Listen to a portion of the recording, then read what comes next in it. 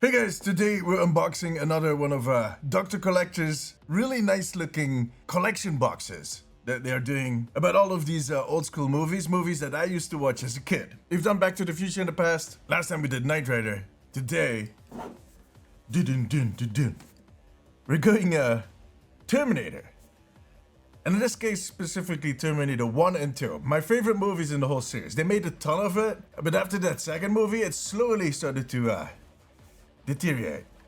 And I'm being very polite here. But those first two movies, those were the best. And this is a Dr. Collector's box that has a ton of items that you might recognize from those movies.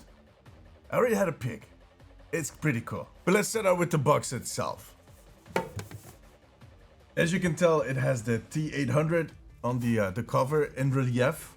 It is kind of hard to see this on a video, but it feels pretty relief-y, so to speak.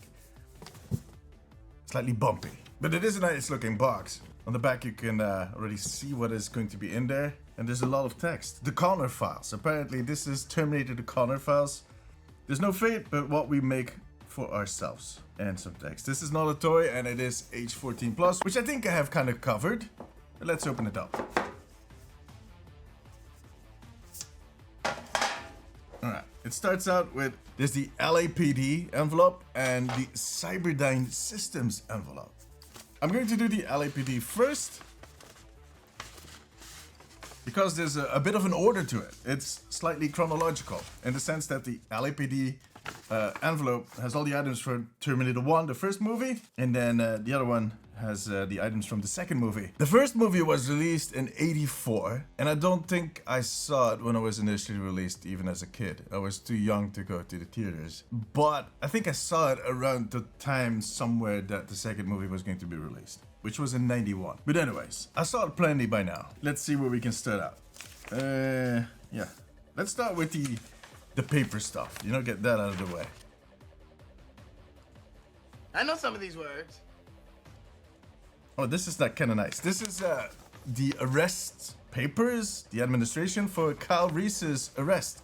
In case you're not familiar with the movies, in the first movie, there's basically John Connor, who lives in the future.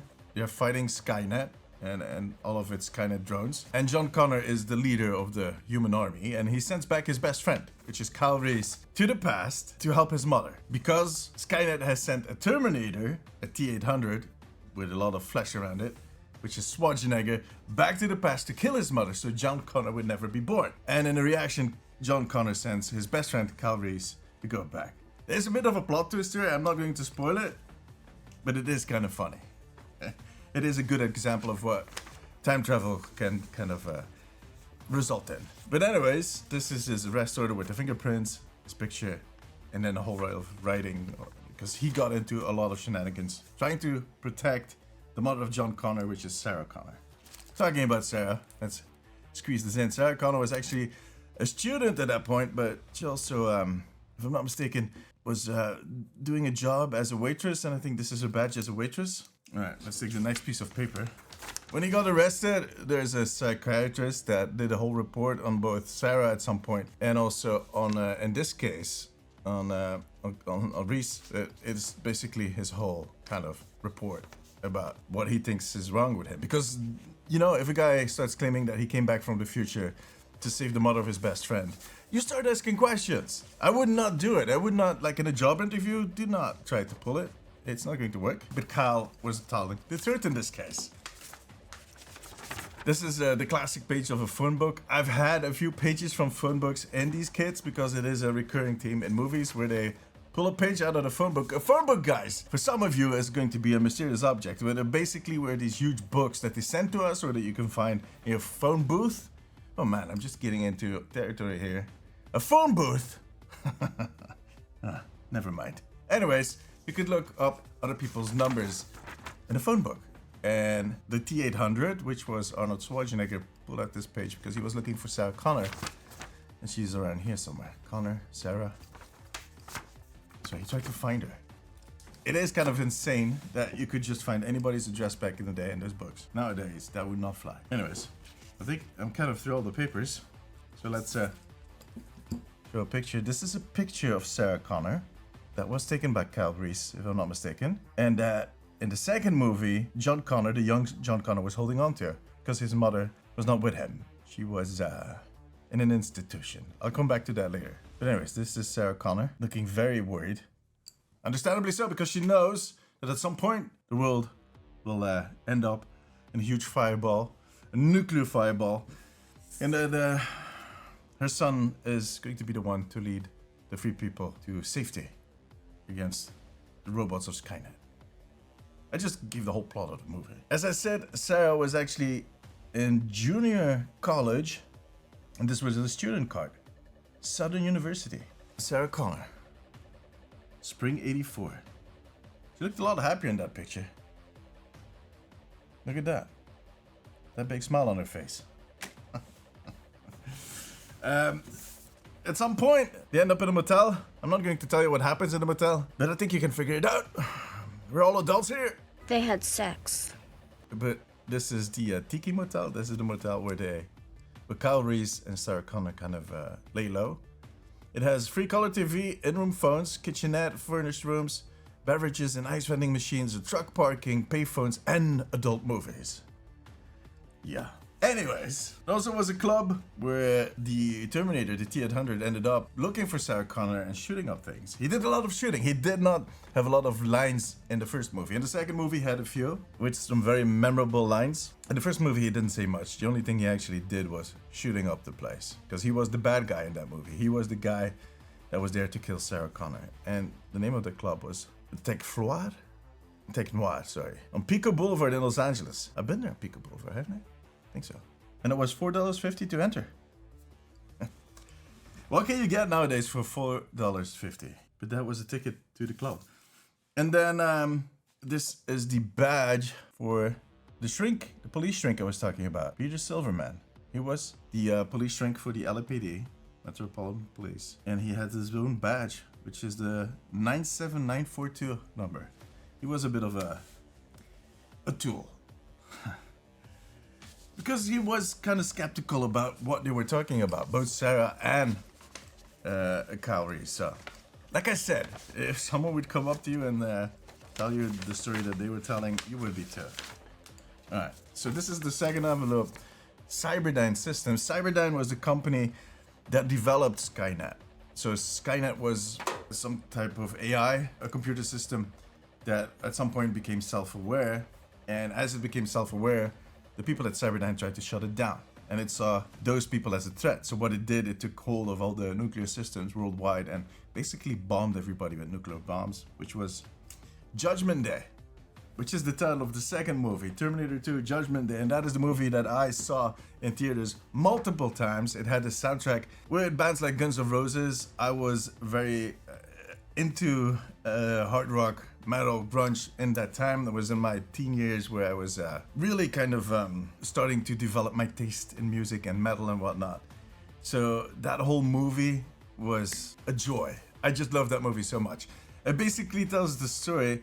So at the end of the first movie, the T-100 unit is crushed. Sarah is saved and they continue their lives. But you know, if you want to make a second movie, you need to kind of thicken the plot a little bit. So what happens is that Skynet sends another unit, the T-1000 unit. And this one is not like a metal skeleton with flesh or pseudo-flesh around it. No, this is this metal liquid dude that can chase cars and that is really fast and can even take the shape and take the voice of other people.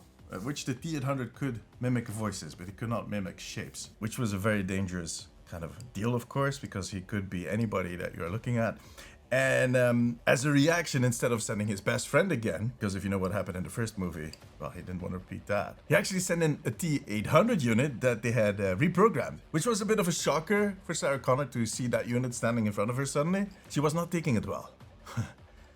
But he was there to save them. And you get this whole kind of stepdad-son relationship between the young John Connor and Arnold Schwarzenegger's T-800. It is kind of, the whole movie is just, I don't know.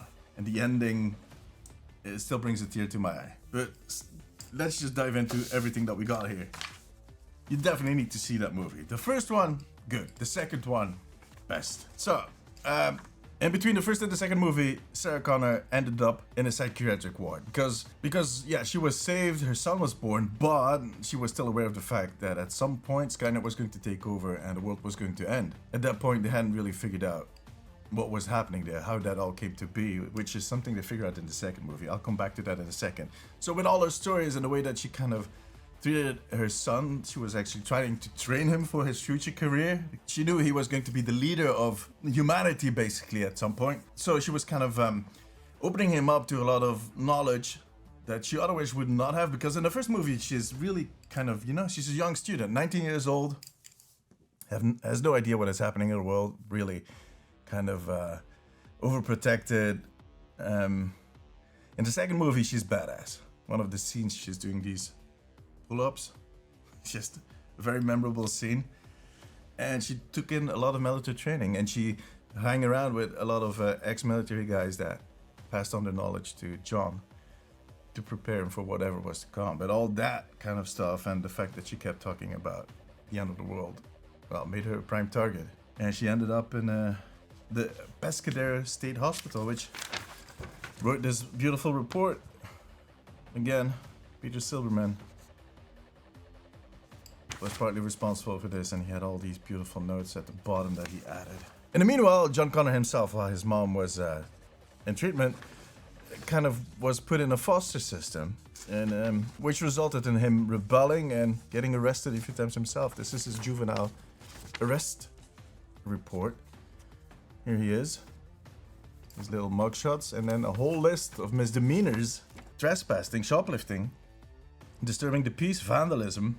And then it explains that in '92 the mother was arrested for attempting to blow up a computer factory, and that she has been committed to the psychiatric institution because she was trying to blow up Cyberdyne. Because she knew that was where Skynet started, and she wanted to stop them. This is the young John Connor's school student card, I guess it's called.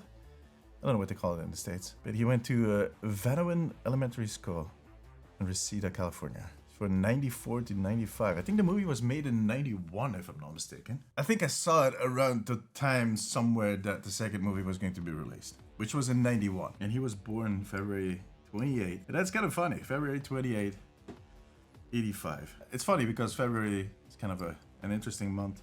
If he had been born a day later, it could have been 85. No, that was not a leap year. I think 88 was the next leap year, so 84 was a leap year. I know this kind of stuff because my girlfriend was born in a leap year. But anyways, his student card, his school picture, look at him. Yeah, that was in his, he was really young back then. Wasn't into the whole military thing. Don't think he got arrested already by then. Still a good mama's boy. But that was about to change.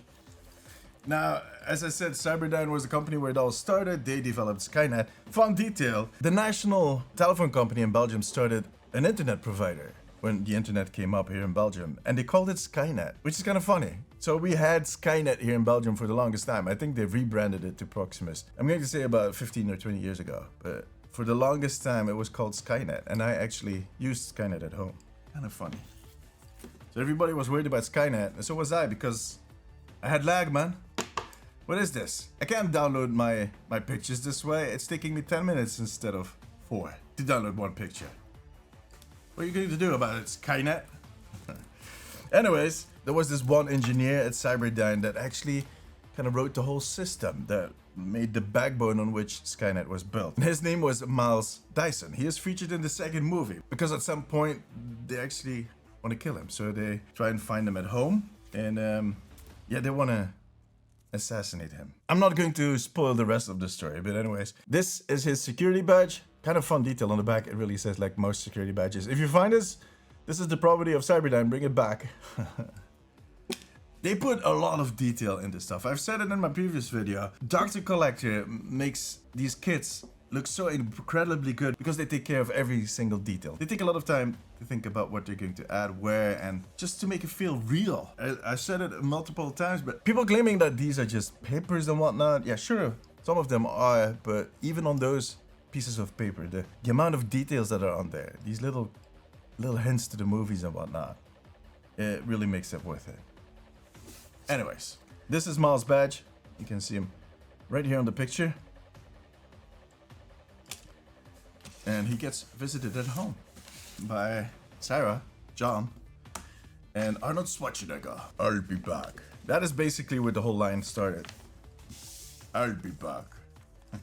That's the one line he says actually in the first movie and in the second movie. And he says it in the first movie to someone at the police station because he's trying to find some information and they can't give it to him. And he's like, all right, I'll be back. And then again in the second movie. But in the second movie he has a lot more dialogue and it's really cute. It's really cute. This is a blueprint, a map, a floor map basically of Cyberdyne. As they're trying to find something. I'll show you in a minute what they're trying to find. And there also is a blueprint of, you guessed it, the T800 unit. Look at that. If you ever want to build one yourself, it has all the info, including what processor it uses. So yeah. At this point, the world is so screwed up. Couldn't get much worse. Alright, now we're getting to the interesting pieces. First off, a little booklet. The TechCom Resistance Guidebook. And that's what this looked like. It basically is a book that John Connor wrote for everybody joining the Resistance. Everybody that wanted to fight Skynet in the future got this little booklet. And it basically outlines everything. CPR, it has just this opening kind of word. It welcomes you to the Resistance. Then it also has crypto codes, but also, look at that. What you need to do when you get wounded, there's a CPR guide in there. So this might actually come in handy in real life. One of the fun details, and I'm really kind of wondering if they should put that in there, but it basically shows you how to rig a car to a hot, how do you call it? Hot wire car. I mean, it probably worked in the 90s. I don't think you can still do that with cars. I'm not an expert. Who knows? Maybe. It's kind of funny that that is in there. And then there's like a whole lot of strategy. Like where do you need to position yourself when taking aim? And of course, how to deal with all these different units. What their weaknesses are, what their strengths are, how you need to take care of that. What you need to look out for. Including the T600. The 800 is the one with the flash around it. I think the T600 is a few versions back. They started out with the T1000, which is basically a robot on wheels, and it evolved all the way to T1000. And then in the later movies, they have other Ts. I don't know. And the last two pieces are the most interesting. I'll start with this one. So, this is the neuron chip. Basically, the brain for the T800. That was what it was running on. Okay, this is a bit of a spoiler if you have not watched the movies, but let's be honest, it's been over 30 years by now. Deal with it. This chip came from the Terminator that was sent in the first movie. Like I told you, it was crushed in one of those car crushes, if I remember correctly. And they thought it was destroyed. But they just left it there. They found an arm and this part of the processor in that crusher, and it was Cyberdyne that actually found it. And based on this chip, it was Miles that developed the whole neural network on which Skynet was built. So basically what happened is that you get this loop in time that started, I don't know, at some point probably differently, but now they've gotten caught in this loop where a Terminator was sent back to the past with technology from the future. That Terminator got crushed, destroyed. The people from the present found the remains of that Terminator, based all the future technology on those remains, which turned out to be Skynet. Skynet takes over the world, Skynet builds the Terminator, Skynet sends the Terminator back. You basically get this loop, and that is just it. This is the piece that they should not have found. This was the piece that needed to be destroyed, and that would have ended the whole deal. That would have stopped Judgment Day from happening. This is it. To be fair, this is nicely done. Of course, it's not a real chip, whatnot. It is cast into something, but it feels really heavy. I love the amount of detail and consideration they put in stuff like this. They could have made this in plastic. It would have probably worked, but nah. They made it heavy, they made it solid. They made it feel like something bigger, better. I like it, man. They do an amazing job. But anyways, spoiler, sorry. Nah. This is something special too. This is A card. A personal remote port key card. Used for I don't know what. Cyberdyne. This is kind of like the security card we had earlier. But there's something different about this. Look at this. It actually is a USB stick. If you put this USB stick in your PC, you got a whole thing. I'm going to grab my laptop and we're going to figure out if this works on an Apple laptop. We'll see. Okay, so when you open this up, you basically have 3 folders. One for macOS Intel, macOS 1, and then Windows. This is a Windows PC, so we're going to use this version. There's an exe file, and it basically opens an app that was made in Unity. Let's dial up.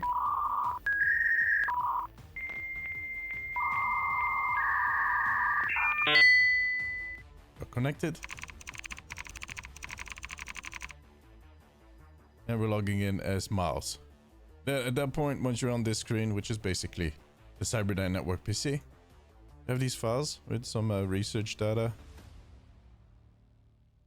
The lower we get, the more cryptic it comes. Don't think they managed to make a lot of sense of this.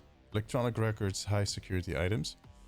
Then you have a high security access protocol, approved by Dr. Miles Dyson, Director of Special Projects. And then you have his personal logs, which is basically his diary, I guess.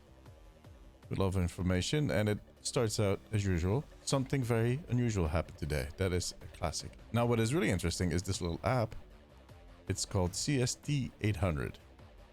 The development board. Let's have a look.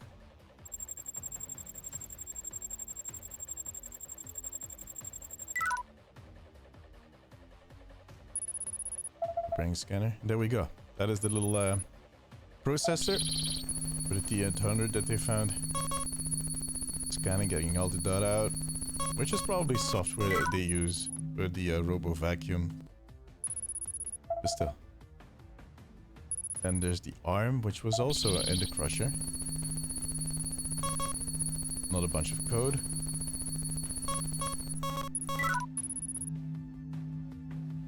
Scanned. And we get to see both of them. And then they detected some holographic info. Extracting the info. And guess what? There we go. E800.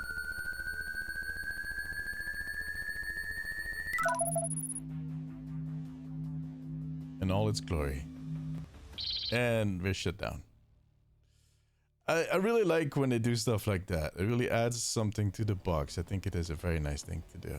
It really makes a difference. But anyways. But that was everything that was in this Terminator the Connor Files collection from Dr. Collector. Go check it out. It is on the website for about $70, depending on where you live, of course, with postage and whatnot. But again, Dr. Collector does a ton of these amazing boxes. This is the Terminator, but I did Back to the Future in the past. Knight Rider, I know they have a lot of Jurassic Park stuff.